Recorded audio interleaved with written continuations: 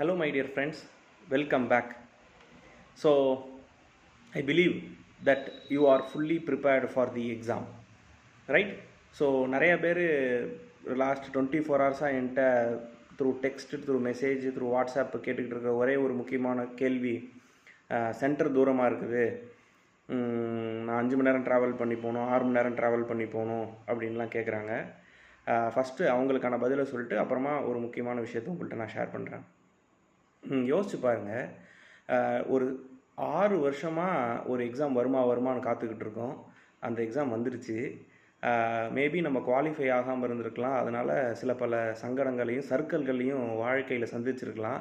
அதெல்லாத்தையும் தொடர்ச்சி செய்கிறதுக்கான ஒரு அருமையான வாய்ப்பாக இந்த எக்ஸாம் நமக்கு இருக்குது. நம்மளோட சக போட்டியாளர்கள் இருக்கிறாங்க.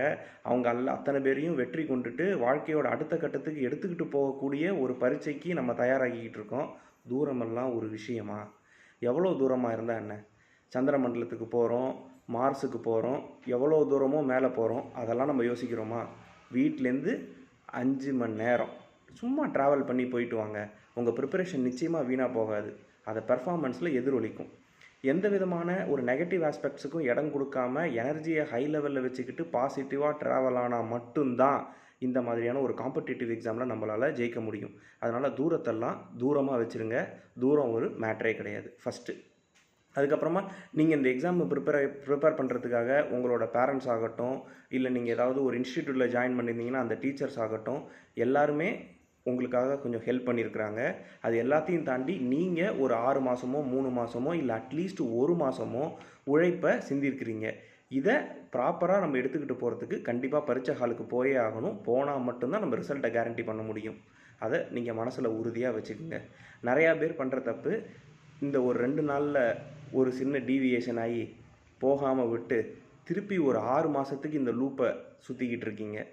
அது நிறையா பேர் நான் பார்த்துருக்குறேன். அந்த தவிர தயவு செஞ்சு நம்ம செய்யவே தேவை கிடையாது.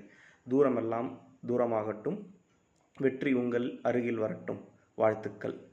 அண்ட் இன்னும் 24 ஹவர்ஸ் இருக்குது. நம்ம இன்னும் என்னத்தை படிக்கிறது, எது படிக்கிறது எல்லாத்தையும் ஓரமாக வச்சுருங்க. எதுவுமே தேவை கிடையாது. இப்போது செல்ஃப் ரிவிஷன் அப்படிங்கிறது ரொம்பவே முக்கியமான ஆஸ்பெக்ட். செல்ஃப் ரிவிஷன் என்ன சார்?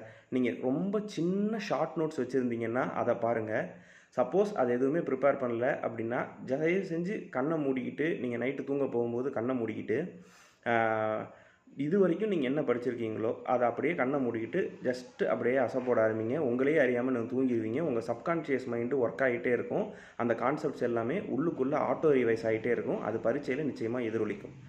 நாளைக்கு உங்களால் முடிஞ்ச அளவுக்கு ஒரு மணி நேரமோ 2 மணி நேரமோ ஜஸ்ட்டு ரிவைஸ் பண்ணால் போதுமானது. ஒரு ப்ராப்பரான உணவு, நல்ல தூக்கம், பரீட்சைக்கு போகிறோங்கிற ஒரு ஹாப்பியான மைண்ட் செட்டு, ஃபேமிலியோட டைம் ஸ்பெண்டிங்கு, இதை மட்டும் வச்சுக்கோங்க. வேறு எதுவும் எக்ஸ்ட்ராவாக தேவையே கிடையாது. வெற்றி வாசலில் வந்துச்சுன்னு சொன்னேன். இப்போ கேட்டையும் திறந்துக்கிச்சு, உங்கள் பக்கத்துலேயே உட்காந்துக்கிட்டு இருக்குது. நல்லா ஒரு தடவை உத்து பார்த்துக்குங்க. தூரத்தை தூக்கி தூரமாக வைங்க.